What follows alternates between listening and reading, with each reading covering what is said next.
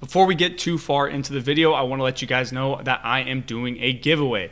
On December 16th, I will be live streaming and announcing the winner of this giveaway, which is an NFL jersey of your choosing. All you got to do is first, subscribe to the channel, and second, leave all the jersey information. You go color, player, team, of course, and the size. And after that, all you got to do is leave a social media handle just so I can reach you. Specify what social media it is, and make sure you tune into the live stream to figure out who wins. Of course, I'll contact you if you can't make it. And everybody, good luck. Take advantage of the opportunity. Everybody loves free shit. Get your favorite player on a jersey for free. What's up, everybody? Welcome back to another video on the channel. Welcome back to another week of predictions. But here we are, week 14, approaching the end of the year. It's getting into that time where we start looking at the playoff picture a little bit more. There's wild card implications in a lot of these, or division standing implications in a lot of these. So Thursday night, a game that I am definitely not going to be watching because who's going to want to sit through this torture? Bailey Zappi and Mitch Trubisky going against each other in a Thursday night football game. I don't know how the NFL manages to have such bad Thursday night football games. Besides last week, all of them have been pretty shitty for the last 2 to 3 years. Amazon off to a terrible start with their Thursday night football games because they schedule games like this. Nobody wants to watch this. The Patriots put up 6 points last week. That's enough for me to pick the Steelers, which I am. Steelers have a decent defense, especially if Bailey Zappi is going to be Bailey Zappi and throw awful choices. Bad passes, whether it was Mac or Bailey, doesn't matter. Steelers are going to win, and the only reason I might be a little bit interested in this game is because Jaylen Warren's on my fantasy team. I might not even start him, so really it doesn't even matter. Then next we have the Texans and the Jets, and Houston is still on fire. They got a win over the Broncos last week, a close win, but a win is a win. And the Jets are dealing with typical Jets shit, more Zach Wilson stuff. They're dealing with rumors that Zach Wilson is reluctant to start. I think that's a bunch of bullshit. There's no way, especially with Zach Wilson, this guy who he's drafted number 2 overall. He has not been the guy that they thought he was going to be. He hasn't been the guy that has turned their franchise around. They had to bring in Aaron Rodgers. They benched him and put in Tim Boyle. Everybody's calling for his head, basically. Why would this guy be reluctant to start because of an injury if he has so much to prove if he wants to keep a job in this league? I don't think, as a professional, for as much as he's matured as well, I don't think that Zach Wilson would say some shit like that. So, with that said, last week the Jets put up 8 points against the Falcons. That's pretty bad. They couldn't get anything going on the ground, and of course they have their QB issues. Texans have a top 10 run defense, which is just going to add more fuel to the fire. Their defense all around is pretty solid, so give me the Texans. Next, we have the Rams and the Ravens. The case for this game is a bit opposite. The Rams offense has been cooking since Kyren Williams got back, and they're going to go into Baltimore, who has a great defense, one of the best defenses in the league. Whether it's running the ball or passing the ball, you're going to struggle against the Ravens because they're amongst the top in the league in both categories. And for that, I think with the Ravens offense, obviously they're also pretty decent. If they can have the upper hand with their defense, managing to slow down the Rams offense, that the Browns did slow them down. I guess the score looks a little worse than it actually was, but I'm still going to go with the Ravens in this one. I think that their defense is going to be too much for the Rams to keep up in this game. And then we got this one. We got the Panthers and the Saints. And if I was not a Saints fan, I would not be watching this game because the Saints, nobody wants to watch the Saints. The Saints are so inconsistent. They can't win games like that. They immediately go down 21-0 to the Lions. They played really well up until Carr got hurt. Then Jameis comes in and does Jameis things, and they lose the game. And their inconsistency has been so frustrating to watch, and there has to be some kind of change coming, whether it's Dennis Allen getting fired or Pete Carmichael getting fired or both of them, or if it's Derek Carr getting the boot, finding a new quarterback, drafting a quarterback. I don't know, but the Saints need to make a change. Had to go off on a little bit of a rant there because I was spoiled with Drew Brees for 20 years. So this new era of the Saints, really going back to the old Saints, is frustrating to watch. With that said, the Panthers are 1-11, but I'm still not super confident in the Saints beating them because it is a division rivalry. They always seem to struggle against the Panthers, but the Panthers haven't put up at least 20 points since week 6. And that's pretty fucking bad. They'll probably keep it close in this game, but I think that the Saints defense, despite the injuries and their inconsistency on offense, is good enough to slow down to keep the Panthers in check, keep the Saints in front, really. It's going to be a close, ugly win for the Saints. Next, we have the Colts and the Bengals. Who expected Jake Browning to cook like that? Because not me. I did not at all. I lost in fantasy because of that shit. So with Browning just slinging it, the Bengals look like they haven't really lost a step, and they're going to be taking on the Colts defense that has allowed a lot of yards through the air. That's been their biggest problem. I've noted it a lot in these videos. I think that this game is really just going to end up being a shootout, just like their game with the Jags was. I don't think their secondary is as bad as the Jags, but they're still not very good. I know that their yardage probably took a little bit of a buff when they played the Patriots not too long ago, but I think that the Bengals are going to have a good enough offense with Jake Browning, so give me the Bengals. Next, we have the Buccaneers and the Falcons. And kind of the same thing I was saying with the Panthers and Saints game. I hate watching NFC South games. They're just so shitty. They're so bad. This division is so bad. But at least we're watching two of the more interesting teams in the division, whether it's watching Arthur Smith draw up plays for Michael Pruitt or their defense actually being solid. I'm praising the Falcons right now. I hate it. I hate that I'm doing it. But I got to try and play it down the middle as I can. So I'll also hate on the Bucs. I'll praise the Bucs, but then I'll hate on them. The Bucs, their offense has been picking it up a little bit. Rachaad White has been seeing a little bit more production on the ground in the last couple games, and Mike Evans has been cooking. And here's the part of the hate.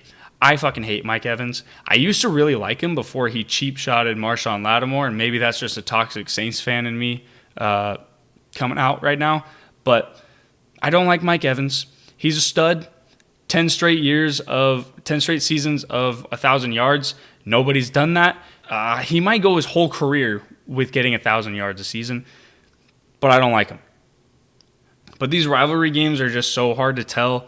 And since it's the NFC South, I honestly think that the Buccaneers are going to win this game, and the Falcons are going to be 6-7, tied with the Bucs at 6-7. And possibly the Saints at 6-7, and then the Panthers gonna be 1-12. This is the worst, possibly the worst division of all time.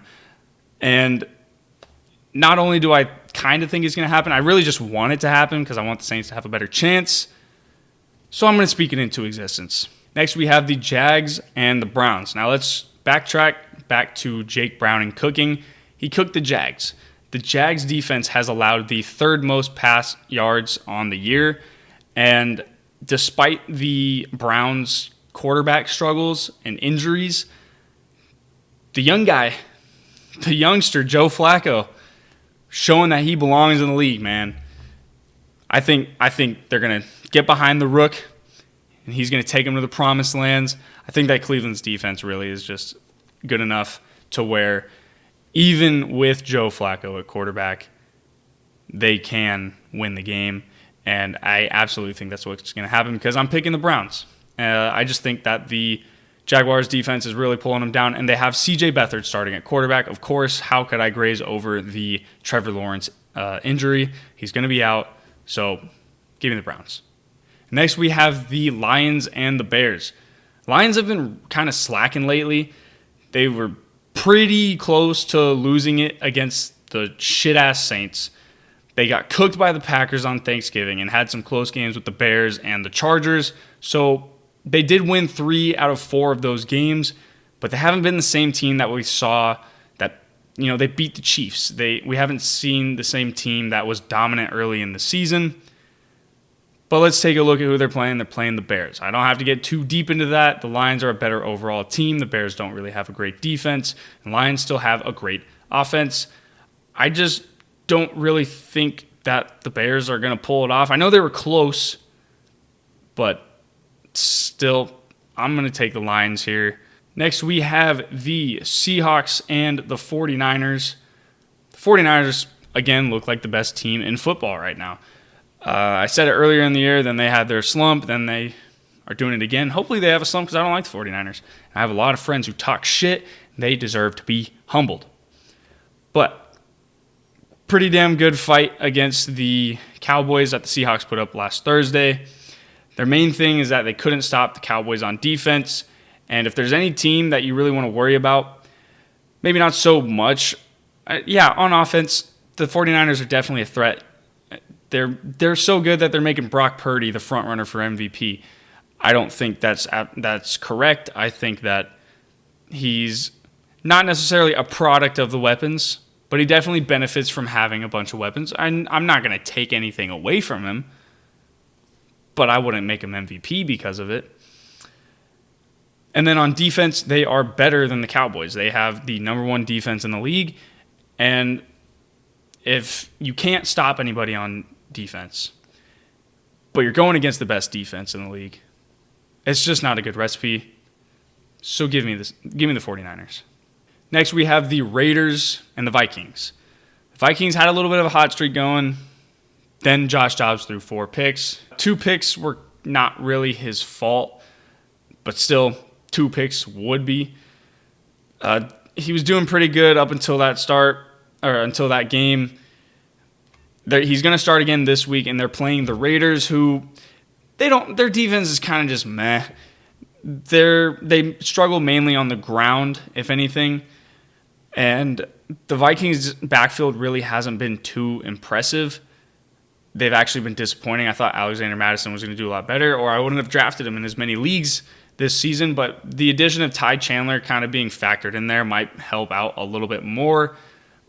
But really, and Justin Jefferson might come back, but really I just don't see the Raiders winning this game. It's in Vegas, but I don't really care. I'm going to go with the Vikings. Then we have the Broncos and the Chargers. The Chargers also just look so bleh lately. The Patriots, they held them to 6 points. The Patriots held the Chargers to 6 points. Of course, the Chargers shut out the Patriots, but that's not really a feat.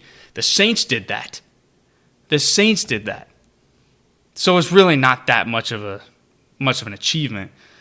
Their defense, oh my gosh, dude. Their defense blows. Quentin Johnston sucks. He can't catch a cold. Justin Herbert's been getting his ass beat all year long. And again, Khalil Mack is the sack leader right now with like 15 sacks, I think. And their defense still is terrible. So I have no hesitation. Give me the Broncos. Also, got a note, forgot to say it. Bengals are my upset of the week because they are currently underdogs to the Colts. Next, we have the Bills and the Chiefs. The Bills and the Chiefs are both not teams that I expected to be performing this way. They are not living up to my expectations, I should say. The Bills have had about one impressive game in the last several weeks, which was them farting on the Jets. But other than that, they haven't been dominant. And then the Chiefs, they're also coming off a loss to Green Bay, and they've won a good amount of games before that, but their only good real showing was beating the Raiders. And they've struggled at putting points up in the second half. And both of these teams are just been pretty similar lately. They've been very underwhelming. And honestly, it's kind of just like a 50-50 shot to me. I'm going to go with the home team and really the team that I just think has been better overall this season, and that is the Chiefs. Next, we have Philly and Dallas. Huge implications for this game for NFC seeding and for the NFC East, which factors into the seeding in the wild card games, not just the number one overall seed.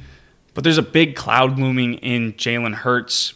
But Jalen Hurts is not 100% right now, and he's going against a red-hot Cowboys team. This Cowboys team is not the same team that the Eagles escaped from with late-game dramatics and kind of Cowboy blunders, penalties. But now these are two different teams, and I think that the Cowboys they're healthier, they look better. I just think that with the Jalen Hurts question mark, if he cannot play to his normal standards, they brought in Mariota for a drive or a couple plays. I can't remember quite what it was, but there's no really that many question marks with the Cowboys besides, their run defense struggling a little bit, but I'm going to take the boys at home. So give me the Cowboys. Then on Monday, we have the Packers and the Giants. Jay Love's been cooking lately. He's been slinging the rock lately. The Packers are taking down a bunch of solid teams. They took down the Chiefs. They took down the Lions. But now they're playing the Giants, who are not a solid team. They're a bad team. They're not good. The Giants have had 2 games where their offense has really had an impressive showing. I don't even know if that's really an accurate statement. Maybe amount of points put up on the board, a little bit respectable, but maybe not impressive. And those were against the Cardinals and the Commanders, who are also not good teams. So if the Packers just start off games like they have been, and I absolutely think they can, even with the injury to Christian Watson, as he was just starting to start heating up, I just think that they're going to stick with their momentum. They're playing a bad team, so I think that their injury losses won't be that bad. Give me the Packers, and I'm going to lock them up. Then we have the Titans and the Dolphins. The Dolphins are undefeated against bad teams, or teams with a losing record, I should say. And what do you know? The Titans are a team that has a losing record. And really, the Dolphins' offense is just going to manhandle the Titans. The Titans are not going to be able to keep up. They're going to get overpowered, and I can see them winning pretty easily, and that's about all I have to say for that game. Closing out the week, Dolphins win, and those are my Week 14 predictions. Kind of rambled in a few of them, not going to lie, but I hope you guys enjoyed. Let me know what you agree with, what you disagree with. Make sure you enter that giveaway that I included. Make sure you can comment on this video. You can comment on the short on my Instagram. That's also linked in my channel bio. Make sure you get in on that. Everybody loves free shit.